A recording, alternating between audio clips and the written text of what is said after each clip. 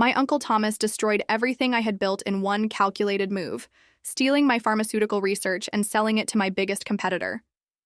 For 15 years, I trusted him with my life's work, believing family meant something sacred. But when I walked into that boardroom and saw my own formulas being presented as someone else's breakthrough, I realized that blood doesn't guarantee loyalty, and sometimes the people closest to you are the ones who cut the deepest. I am Victoria Chambers, a 34-year-old pharmaceutical researcher in Boston, Massachusetts.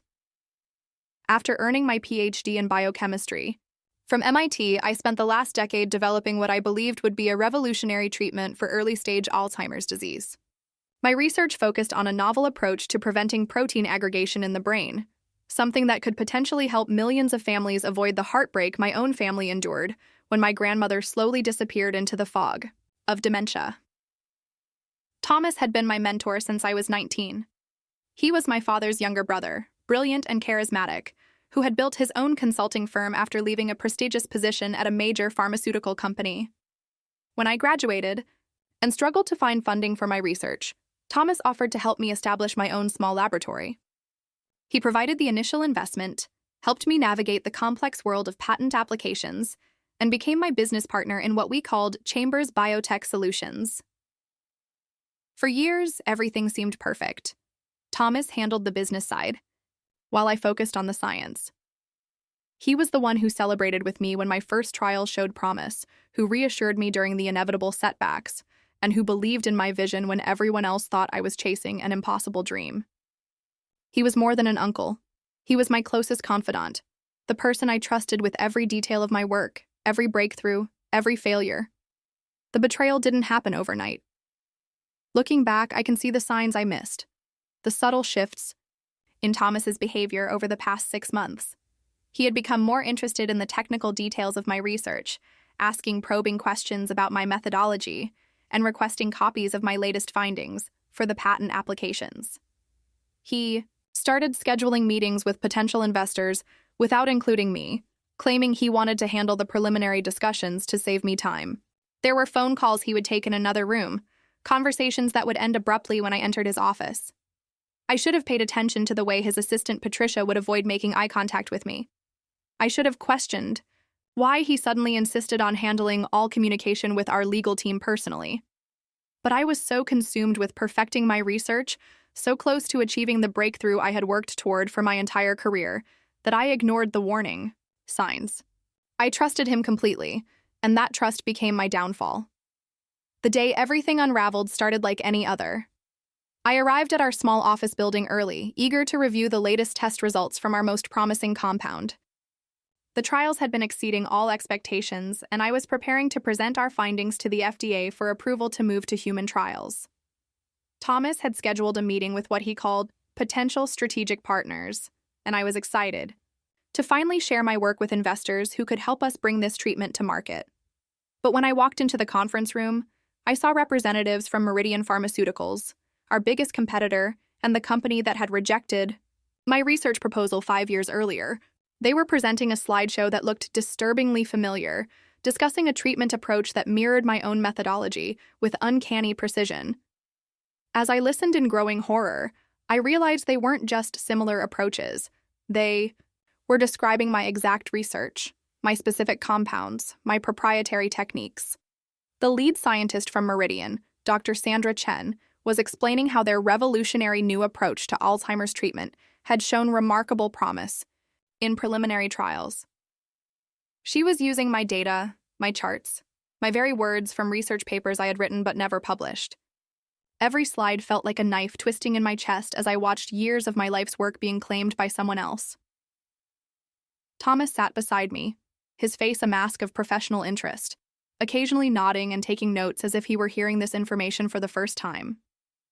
But I caught the brief moment when his eyes met Dr. Chen's across the table, a flicker of acknowledgement that told me everything I needed to know. This wasn't a coincidence or a case of parallel research. This was theft, orchestrated by the one person I had trusted above all others. When the presentation ended and the Meridian team left the room, I confronted Thomas directly. The man who had been my mentor, my partner, my family, looked at me with an expression I had never seen before. Cold, calculating, utterly without remorse. He didn't try to deny what he had done. Instead, he explained his reasoning with the same methodical precision he had once used to teach me about business strategy. "Victoria, you're brilliant, but you're naive," he said, removing his glasses and cleaning them slowly. "This research was going nowhere in our little operation. We don't have the resources, the infrastructure, or the political connections to bring a treatment like this to market. Meridian does. They can turn your work into something that will actually help people instead of gathering dust in academic journals." I stared at him in disbelief. This was my life's work, Thomas. These were my discoveries, my innovations. You had no right to sell them without my consent. He leaned back in his chair with a sigh, as if I were a child who didn't understand the complexities of the adult world. "I had every right. Check your partnership agreement, Victoria. As the majority investor and business partner, I retain rights to all intellectual property developed under the Chamber's Biotech Solutions umbrella. Everything you've created here legally belongs to both of us, and I made the decision I felt was best for both of us." The words hit me like a physical blow. I thought back to the documents I had signed years ago, when I was young and desperate for funding, when Thomas had presented the partnership as a formality between family members. I had trusted him completely, barely reading the legal language, that I now realized had given him control over everything I would create. "Meridian offered me $12 million for the research and the exclusive rights to develop it further," Thomas continued. "That's far more than we could ever hope to make trying to develop it independently. I've already deposited your share, $4 million, into your personal account. You should be thanking me." $4 million. That was what he thought my 15 years of research were worth. That was the price he had placed on my dreams, my grandmother's memory, my hope of making a real difference in the world. But it wasn't about the money. It was about the fact that he had stolen my identity as a scientist, my chance to see my work through to completion, my opportunity to be recognized for the discoveries that had consumed my entire adult life. I don't want the money," I said, my voice shaking with a rage I had never experienced before. "I want my research back. I want my name on those patents. I want the recognition for the work that came from my mind, my hands, my dedication." Thomas shook his head with what seemed like genuine sympathy. "That's impossible now, Victoria. The contracts have been signed. Meridian owns the intellectual property, and they'll be filing the patents under their corporate umbrella. Dr. Chen will be listed as the lead researcher because she'll be overseeing the clinical trials. That's how the business world works." As I sat there absorbing the full scope of his betrayal, Thomas continued talking, explaining how this was actually an opportunity for me to start fresh, to pursue new research directions with the financial security his decision had provided. He spoke as if he had done me a favor, as if destroying my life's work was an act of kindness rather than the most profound violation of trust I could imagine. But I wasn't listening anymore.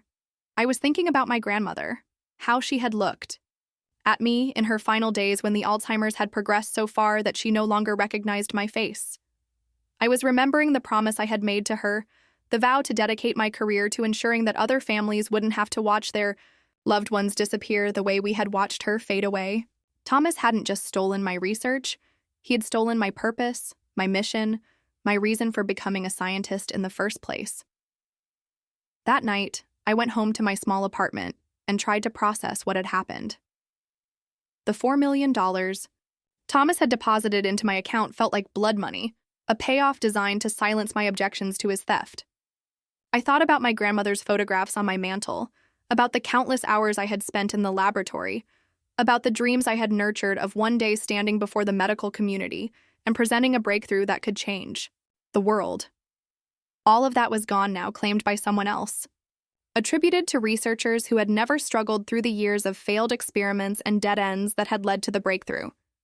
Dr. Chen would receive the recognition, Meridian would reap the profits, and Thomas would walk away with his percentage as if he had contributed anything more than money and betrayal to the process.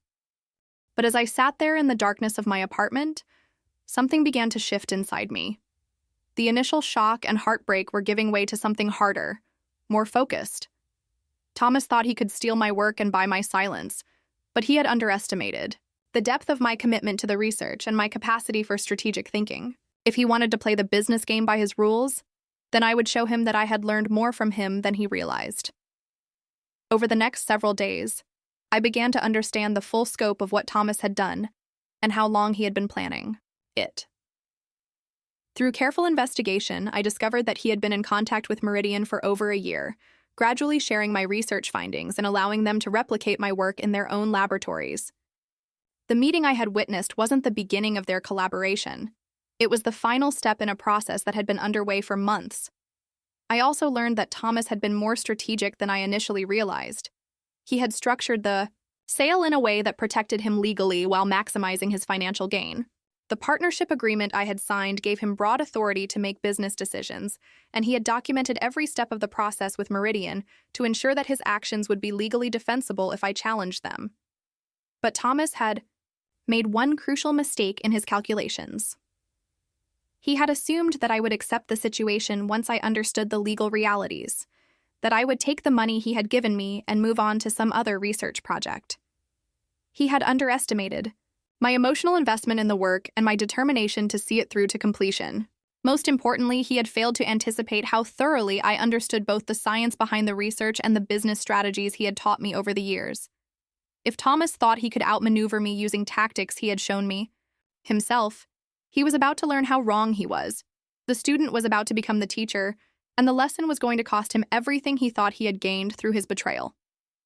My first step was to contact every major pharmaceutical company that competed with Meridian, offering my services as a consultant who understood the specific research they had acquired. I didn't reveal the true source of my knowledge initially, but I made it clear that I had detailed insights into Meridian's new Alzheimer's research program and could help their competitors develop more effective approaches. Within 2 weeks, I had meetings scheduled with 5 different companies, each eager to gain any advantage they could in the race to develop Alzheimer's treatments. During these meetings, I carefully revealed just enough information to demonstrate my expertise while being clear about the ethical constraints that prevented me from sharing proprietary information directly. But I could guide their research in directions that would lead them to develop better treatments than the approach Meridian had stolen from me. The beauty of my strategy was that I knew exactly what Meridian's limitations would be. Dr. Chen was a competent researcher, but she didn't understand the underlying principles that had led me to my breakthrough. She would be able to replicate my existing work, but she wouldn't be able to innovate beyond it or solve the problems that would inevitably arise during clinical trials. I, on the other hand, understood every aspect of the research intimately. I knew which modifications would improve efficacy, which combinations would reduce side effects, and which approaches would be most likely to gain FDA approval. By sharing this knowledge strategically with Meridian's competitors, I could ensure that multiple companies would develop superior treatments simultaneously, making Meridian's stolen research obsolete before it ever reached the market. But my plan went beyond simply undermining Meridian's competitive advantage. I also began working with a legal team that specialized in intellectual property theft, carefully documenting every aspect of Thomas's betrayal and building a case that would challenge the validity of the contracts he had used to justify his actions. While the partnership agreement gave him broad business authority, it didn't explicitly allow him to sell intellectual property without my knowledge or consent, especially when that property was based on research I had conducted independently before our partnership began. The legal strategy was complex and would take time to develop, but it offered the possibility of reclaiming at least some rights to my research and establishing my role as the true innovator behind the breakthrough. More importantly, it would expose Thomas's actions publicly, destroying the reputation he had built as an ethical business mentor and making it impossible for him to profit from similar betrayals in the future. As I worked to implement these strategies, I found myself changing in ways I hadn't expected. The naive trust I had once placed in family relationships was gone, replaced by a more sophisticated understanding of how people could manipulate personal bonds for their own advantage. I became more strategic in my thinking, more careful about protecting my interests, and more willing to use whatever tools were available to achieve my goals. But the transformation wasn't entirely positive. The betrayal had left me struggling with anger and bitterness that sometimes threatened to consume my judgment. There were nights when I lay awake planning increasingly elaborate forms of revenge, imagining ways to destroy Thomas's reputation and financial security that went far beyond simple justice.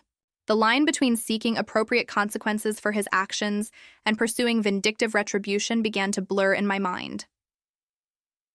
3 months after the initial betrayal, my strategies began to produce results.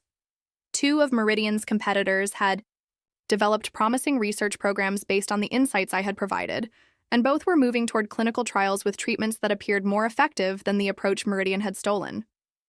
The legal challenges I had initiated were gaining traction, with my attorneys discovering irregularities in the way Thomas had structured the sale that could potentially invalidate key aspects of the agreement.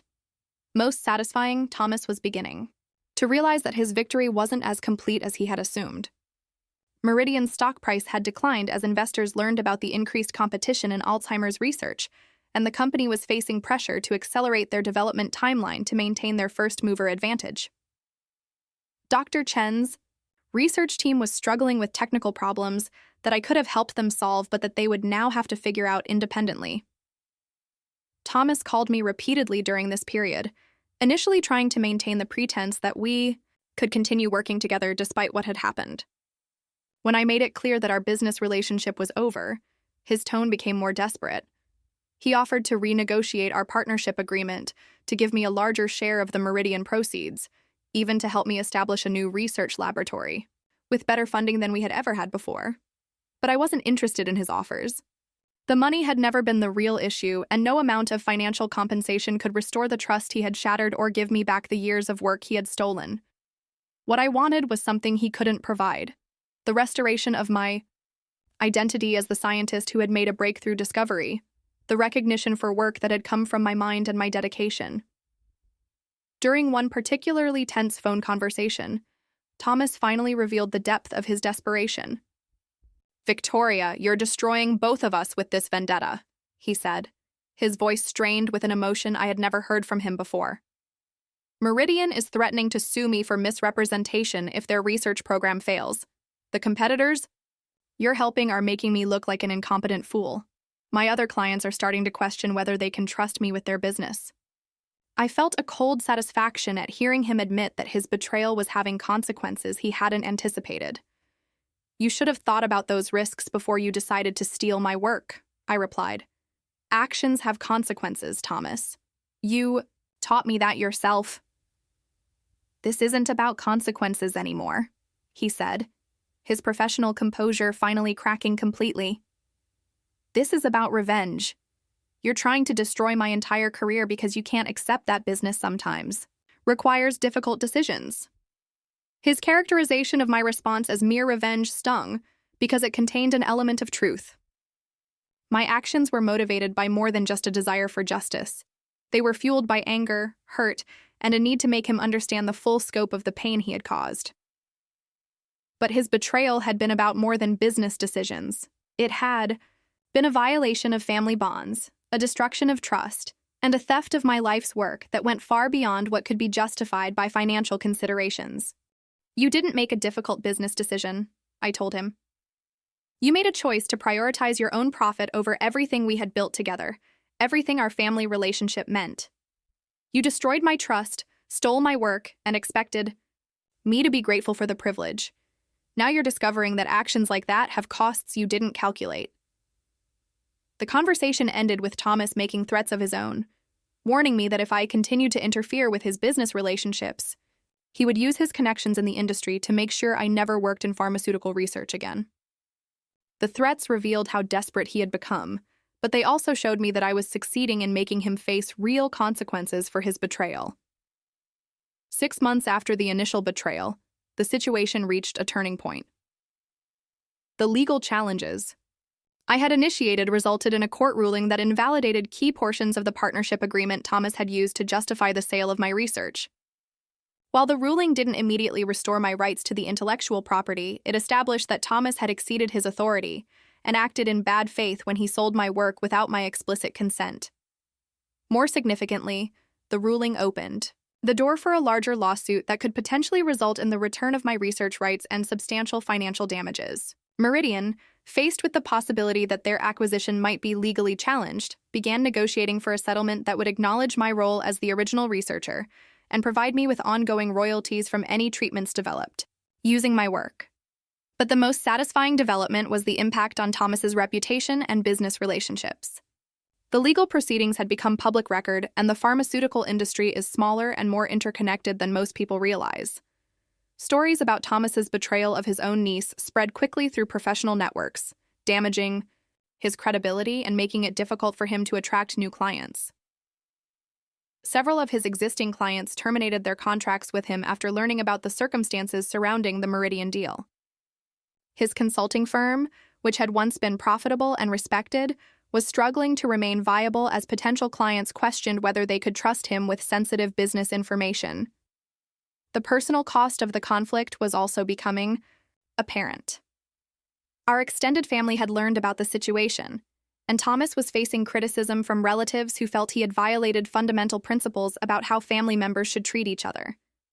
Our family gatherings, once comfortable social occasions, had become tense affairs where people chose sides and avoided discussing anything related to business or research.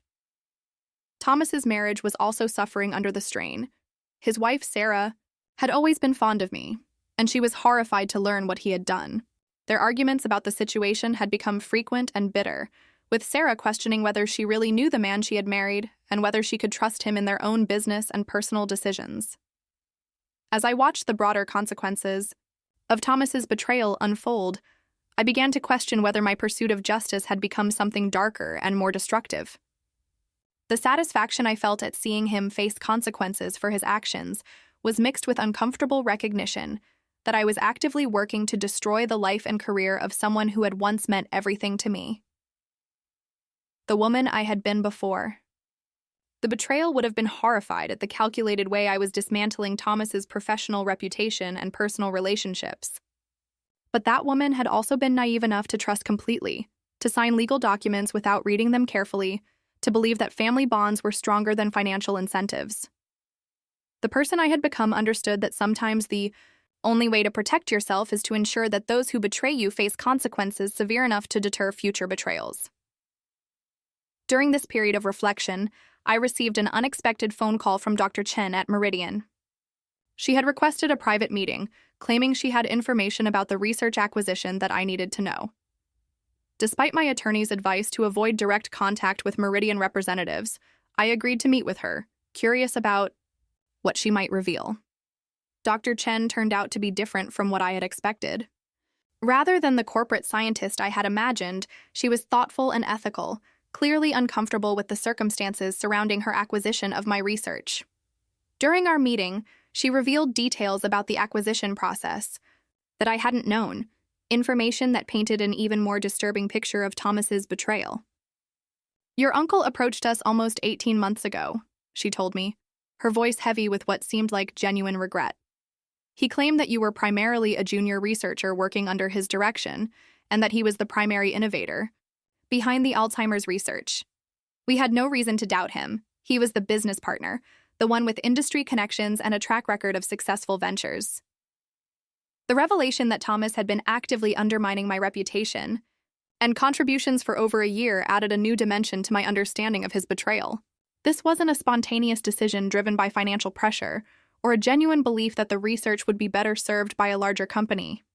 This was a calculated, long-term plan to steal credit for my work while positioning himself as the true innovator, Dr. Chen continued.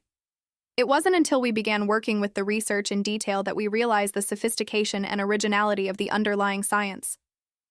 The theoretical framework, the innovative approaches, the elegant solutions to complex problems, this wasn't the work of a junior researcher following someone else's direction. This was the work of a brilliant scientist with a deep understanding of the field." She paused, looking directly at me with an expression that seemed genuinely apologetic. "When we started having technical problems that your uncle couldn't help us solve, when we realized that he didn't actually understand the principles behind his own supposed innovations, we began to suspect that the situation wasn't what he had represented to us." The confirmation that Meridian was struggling with technical aspects of the research provided some vindication for my efforts to undermine their development program. But Dr. Chen's next revelation was even more significant. "We've been conducting our own investigation into the origins of this research," she said. "We've discovered patent applications, academic papers, and research notes that clearly establish you as the primary innovator. We've also found evidence that your uncle systematically misrepresented your contributions and his own role in the your development process. Dr. Chen explained that Meridian was now facing the possibility of legal challenges not only from me, but potentially from other parties who had been misled about the research acquisition. The company was reconsidering the entire deal, and there was growing support within Meridian's leadership for reaching a settlement that would properly acknowledge my contributions and provide appropriate compensation. What I'm telling you isn't official, Dr. Chen concluded, but I wanted you to know that there are people at Meridian who recognize what happened to you and want to make it right. The acquisition may have been legal according to the contracts your uncle signed, but it wasn't ethical, and it's not the way our company wants to do business. The meeting with Dr. Chen marked the beginning of a new phase in my quest for justice. Rather than continuing to work primarily through indirect strategies and legal challenges, I now had the opportunity to engage directly with Meridian to find a resolution that could restore my professional reputation and provide ongoing involvement in the research I had created. Over the following weeks, I began negotiations with Meridian that would establish me as a consulting researcher on the project, with appropriate credit for my innovations and a significant financial stake in any successful treatments that resulted from the work. The agreement would also require Meridian to publicly acknowledge that I was the primary innovator behind the research, correcting the misrepresentations Thomas had made about my contributions. But perhaps most importantly, the agreement would allow me to continue working on the research I was passionate about, to see my grandmother's memory honored through the development of a treatment that could help other families avoid the heartbreak we had experienced. The financial compensation was significant, but the restoration of my professional identity and the opportunity to continue my life's work were worth far more than money. As these negotiations progressed, Thomas made increasingly desperate attempts to salvage his position. He offered to testify on my behalf in legal proceedings, to publicly acknowledge my contributions to the research, even to transfer his remaining financial stake in the Meridian deal to me if I would agree to stop pursuing legal action against him, but his offers came too late. The damage to his reputation was already done. His business relationships were already destroyed, and his credibility in the industry was already beyond repair. More importantly, I had learned that his betrayal wasn't an isolated incident driven by temporary financial pressure, but part of a pattern of deception and manipulation that had been going on for years. During the legal discovery process, I had learned about other clients he had misled, other partnerships he had manipulated for his own advantage, other instances where he had prioritized personal profit over ethical business practices. Thomas wasn't just someone who had made a single bad decision. He was someone whose fundamental approach to business relationships was based on exploitation and deception. The realization that I had been naive not just about the specific betrayal, but about Thomas's character in general, was both liberating and devastating. It freed me from any lingering guilt about the consequences he was facing, but it also forced me to confront how thoroughly I had misjudged someone I had trusted completely for over 15 years. 18 months after the initial betrayal, I finally achieved the resolution I had been working toward. Meridian agreed to a comprehensive settlement that acknowledged my role as the primary innovator behind the Alzheimer's research, provided me with substantial financial compensation, and established me as the lead consulting scientist on the IR development program going forward. The announcement of the settlement was covered extensively in the pharmaceutical industry press, with articles that detailed the circumstances of the original research acquisition and Thomas's misrepresentation of my contributions. The coverage vindicated my decision to fight for recognition of my work, but it also exposed the full scope of Thomas's betrayal to public scrutiny. Thomas's consulting firm collapsed within 6 months of the settlement announcement. His remaining clients abandoned him as the details of his deceptive practices became widely known, and he was unable to attract new business in an industry where reputation and trust are essential. His marriage to Sarah ended in divorce, with court filings that referenced his business misconduct as a contributing factor to the breakdown of their relationship. The last time I saw Thomas was at a family gathering 2 years after the settlement. He looked older, worn down by the consequences of his choices, isolated from relatives who had once respected his business acumen and financial success. He approached me during the event, attempting to initiate a conversation that might begin to repair our relationship. "Victoria," he said, his voice carrying none of the confidence and authority I remembered from our business partnership. I know I made mistakes, but I never intended for things to go as far as they have. I never wanted to destroy our family relationship." I looked at him, this man who had been such a significant part of my life for so many years, and felt a complex mix of emotions. The anger that had sustained me through the legal battles had faded, replaced by something closer to pity. Thomas had indeed paid a heavy price for his betrayal, losing not only his business and marriage, but also his place in our extended family and his reputation in the industry where he had once been successful. But his attempt to minimize his actions, as mistakes revealed that he still didn't fully understand what he had done or accept responsibility for the calculated nature of his betrayal. He had systematically stolen my work, misrepresented my contributions, and manipulated business relationships for his own advantage. These weren't mistakes. They were deliberate choices that revealed fundamental flaws in his character and his understanding of how family members should treat each other. "Thomas," I replied, choosing my words carefully, "what you did wasn't a mistake. It was a series of deliberate decisions to prioritize your financial interests over everything else. Our family relationship, my career, the trust I placed in you. The consequences you're facing aren't disproportionate punishment. They're the natural result of choices you made." He started to respond, to argue or justify or minimize, but I continued before he could speak. "I don't hate you, but I can't pretend that what happened between us was just a business disagreement or a misunderstanding. You fundamentally violated my trust in a way that can't be repaired, and you did it over a period of years with full knowledge of what you were doing to me." The conversation ended there, with Thomas walking away looking defeated and me feeling a sense of closure that had been elusive throughout the long process of seeking justice for his betrayal. I had achieved everything I had set out to accomplish: recognition for my work, financial compensation, the opportunity to continue my research, and consequences for Thomas that were proportionate to his actions. But the victory felt different than I had expected during the darkest moments of the conflict. The anger and desire for revenge that had motivated many of my actions had been replaced by a more complex understanding of justice, forgiveness, and the cost of betrayal, not just to the victim, but to the betrayer as well. Today, 5 years after Thomas's initial betrayal, I am the lead researcher on a clinical trial for an Alzheimer's treatment that has shown unprecedented promise in early testing. The work is challenging and demanding, but it carries the satisfaction of knowing that I am fulfilling the promise I made to my grandmother and potentially helping millions of families avoid the heartbreak of watching a loved one disappear into dementia. The financial success of my research has allowed me to establish my own laboratory and research foundation, with a mission focused on developing treatments for neurodegenerative diseases. I work with a team of brilliant scientists who share my passion for the work, and I have been careful to structure our business relationships in ways that protect everyone's contributions and ensure that credit is given where it is deserved. Thought proprietary. Experience with Thomas taught me valuable lessons about trust, family relationships, and the importance of protecting my own interests while still maintaining my integrity as a scientist and as a person. I am more cautious now about business partnerships, more careful about legal agreements, and more skeptical of people who claim that personal relationships exempt them from professional accountability.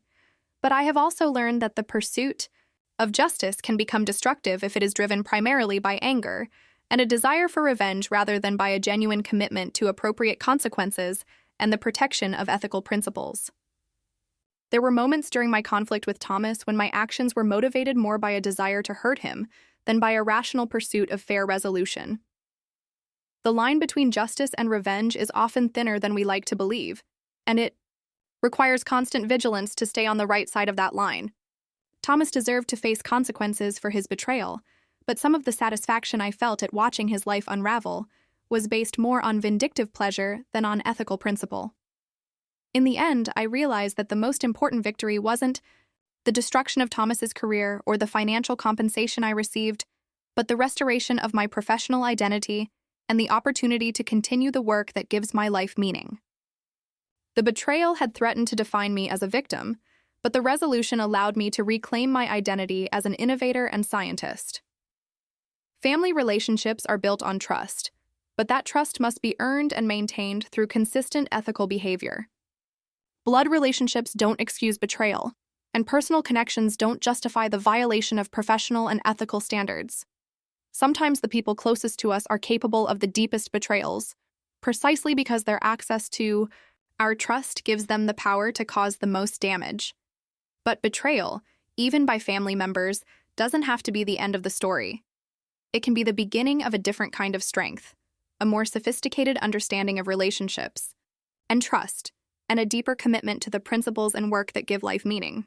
The scars remain, but they can serve as reminders of hard-won wisdom, rather than sources of ongoing bitterness.